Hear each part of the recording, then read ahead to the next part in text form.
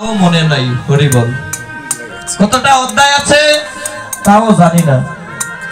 তো সবকিছুই যদি জানি না, শিকার আগ্রহ নাই, জানারও কোনো বাসনা নাই, তো নিজের মেয়ে, আমার বোন নিজের ধর্ম ছাড়িয়া অন্য ধর্মে চলে যাবে, এটাই বাস্তব। আমার ধর্ম সম্বন্ধে কোনো ধারণাই নাই, আমার বোনটা কি করবে? তখন বলবেন বাবা এটা তো আমার কপালের দোষ। বলে না, কপালকে দুষলে হয় না গো।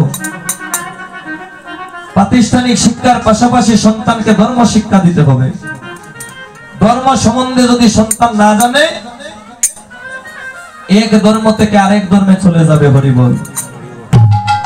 পরিবর্তন আনতে হবে। মহাপ্রভু যে বললেন এই যুগ ধর্ম প্রতিষ্ঠা হলো জীবের পরিবর্তনের জন্য। পরিবর্তন আনতে হবে। পরিবর্তন যদি না আসে, বলে বাবা এই কীর্তন দিয়েও কোনো লাভ নাই, কীর্তন গাইয়াও কোনো লাভ নাই, ভাগবত যজ্ঞ দিয়েও কোনো লাভ নাই। হরিবল।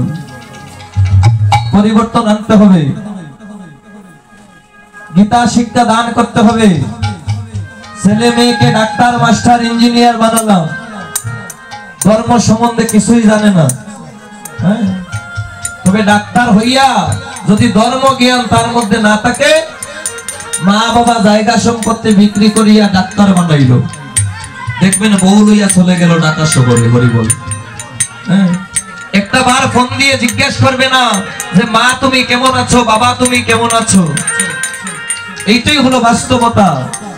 আর তার মধ্যে যদি ধর্ম জ্ঞান থাকে, গীতার জ্ঞান যদি থাকে, সে মা বাবার সম্মান নেবে, মা বাবাকে অবহেলা করবে না।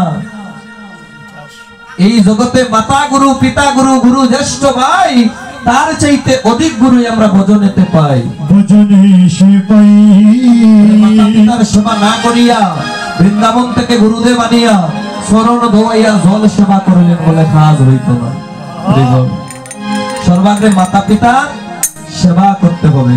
আর মাতা পিতার সেবা করতে গেলে আপনাকে ধর্ম জ্ঞান হৃদয়ে থাকতে হবে।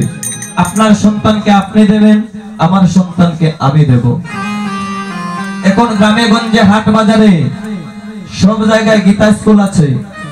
আমার বিনীত অনুরোধ থাকবে, প্রত্যেকে যার যার অবস্থান থেকে ছোট ছোট বাচ্চাদেরকে সে গীতার জ্ঞান দান করুন। হরিবল। প্রাথমিক কিছু শিক্ষা আছে আমাদের সনাতন ধর্মে। আপনি যখন নিদ্রায় যাবেন বাবা, নিদ্রায় যাবার পূর্বে বালিশের মধ্যে মস্তকটা রাখার পূর্বে বালিশকে একটা প্রণাম করতে হয়। বলে কি প্রণাম? প্রণাম শ্রী পদ্মনাভায় নমঃ। হে পদ্মনাভ, আমি নিদ্রায় গেলাম, এই বালিশটা তোমার চরণ মনে করিয়া আমি মস্তকটা রাখলাম। যদি আমার নিদ্রা ভঙ্গ হয় তবে শুভ সকাল, আর যদি নিদ্রা ভঙ্গ না হয় হয়ে যাবে পরকাল। সেই পরকালটা যেন আমি তোমার চরণে প্রাপ্তি হই, তোমার চরণে যেন আমি ঠাঁই পাই। ঘুমের মধ্যে মানুষ মারা যায় না? ঘুমের মধ্যে অনেক মানুষ মারা যায়। কখন কার মৃত্যু হয়, এই যে আগে বললাম, কেউ জানি না।